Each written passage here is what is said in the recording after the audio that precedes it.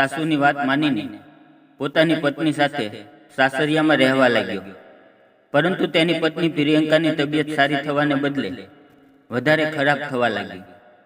પોતાની પત્નીની તબિયત ખરાબ થયેલી જોઈને તે સોફા પર બેસી ગયો અને વિચારવા લાગ્યો.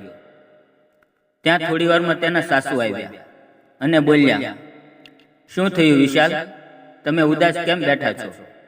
વિશાલે કહ્યું, કાંઈ નહીં, એમ જ. હું પ્રિયંકાની તબિયત વિશે વિચારતો હતો. વિશાલની સાસુએ વિશાલને કહ્યું, તમે ચિંતા ન કરો, બધું સારું થઈ જશે. વિશાલે કહ્યું, જો તમે પ્રિયંકાને તમારી જેમ તંદુરસ્ત રાખી હોત તો આટલી બીમાર ન પડત. તમારી ઉંમર વધારે 40 વર્ષની છે, છતાં તમે કેટલા તંદુરસ્ત છો.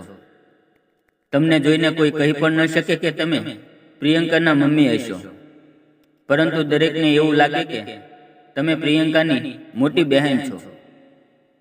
જ્યારે મેં તમને પહેલી વાર જોયા ત્યારે હું પણ એ જ વિચારતો હતો કે તમે પ્રિયંકાના મોટા બહેન હશો, પરંતુ જ્યારે મને પ્રિયંકાએ બતાવ્યું કે તે મારી માં છે તો હું હેરાન થઈ ગયો કે આટલી ઉંમરે પણ તમે આટલા સુંદર અને તંદુરસ્ત કેમ છો?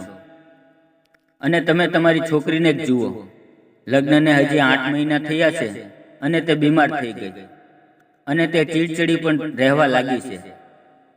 હું જ્યારે પણ તેની પાસે જાઉં છું ત્યારે તે મારી સાથે વ્યવસ્થિત વાત પણ નથી કરતી અને માને પાસે પણ નથી આવવા દેતી. હું તેનો પતિ છું, કોઈ પરાયો માણસ નથી. વિશાલના સાસુ રેખા બોલી, હું સમજી શકું છું કે તમારી પર શું વીતી રહી છે.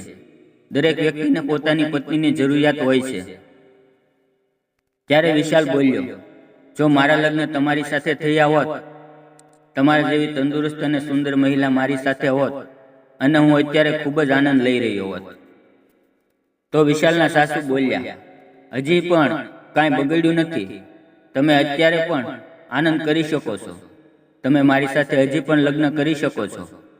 અને આમ જુઓ તો હું પણ તમને પસંદ કરું છું. મારા વાલા જમાઈ, જો તમને મારી છોકરી સાથે લગ્ન ન કર્યા હોત તો હું તમારી સાથે લગ્ન કરી લે. તેની વાત સાંભળીને વિશાલ આશ્ચર્યચકિત થઈ ગયો અને મોઢામાંથી કાંઈ પણ બોલી ના શક્યો.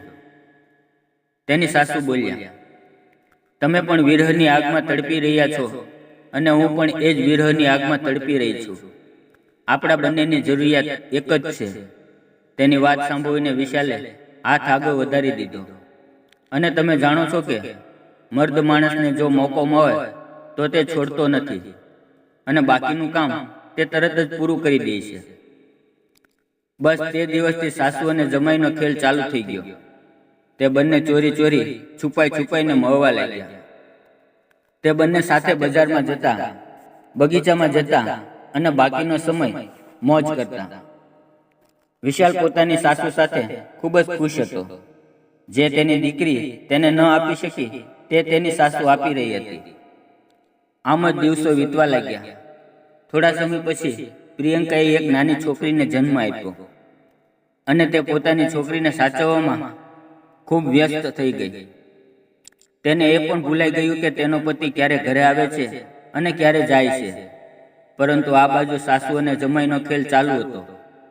એક દિવસ વિશાલ પોતાની સાસુ સાથે બેસીને રોમેન્ટિક વાતો કરી રહ્યો હતો.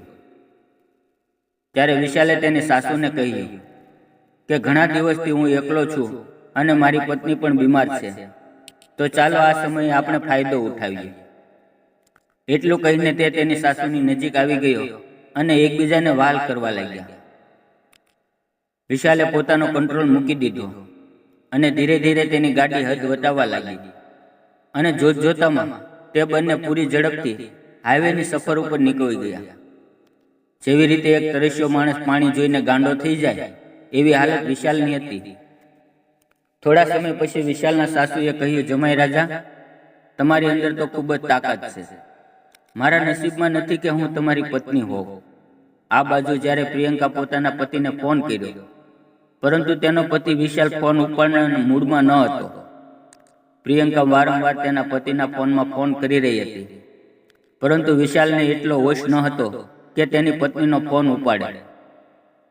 તે તો અલગ દુનિયાની અંદર જ ફરતો હતો અને તે સ્વર્ગમાં વિરહતો હોય એવી મજા માણી રહ્યો હતો. પ્રિયંકાએ વિચાર્યું કે તેને જઈને જોવું જોઈએ કે તેનો પતિ શું કરી રહ્યો છે, અને તે પોતાના પતિના રૂમમાં આવી અને તેણે જે જોયું તે જોઈને તેની આંખો ઉઘાડી રહી ગઈ, કારણ કે તેની મમ્મી અને તેનો પતિ એકબીજા સાથે ખૂબ જ આનંદ માણી રહ્યા હતા. પ્રિયંકાએ પોતાનો ફોન કાઢ્યો અને વિડીયો બનાવવા લાગી અને થોડીવાર પછી તેણે પોલીસને ફોન કર્યો. થોડીવાર પછી પોલીસ આવી તો પ્રિયંકા કહેવા લાગી કે તમે સાસુ અને જમાઈ શું કરી રહ્યા છો? તમે બંનેએ સંબંધ વિશે કાંઈ પણ વિચાર ન કર્યો? તો તેની મમ્મીએ કહ્યું, અમે બંને એમ જ વાતો કરતા હતા. ત્યારે પ્રિયંકાએ પોતાનો ફોન બહાર કાઢ્યો અને રેકોર્ડ કરેલો વિડીયો પોલીસને દેખાડવા લાગી અને તેણે બંનેને જેલની અંદર બંધ કરાવી દીધા. મિત્રો, તમે આ વાર્તા કેવી લાગી તે કોમેન્ટ કરીને જણાવજો. વિડીયો પસંદ આવ્યો હોય તો વિડીયોને લાઈક અને ચેનલને સબસ્ક્રાઈબ જરૂર કરજો. ફરી મળશું આવતીકાલે એક નવા વિડીયોમાં. ત્યાં સુધી આવજો. વિડીયોમાં આવેલા નામ, પાત્ર અને ઘટના ફક્ત કાલ્પનિક છે. તેનો કોઈ પણ વ્યક્તિ સાથે સંબંધ નથી. આ વાર્તા ફક્ત મનોરંજન માટે બનાવવામાં આવેલી છે. વિડીયો પૂરેપૂરો જોવા બદલ આપ સૌનો ખૂબ ખૂબ ધન્યવાદ.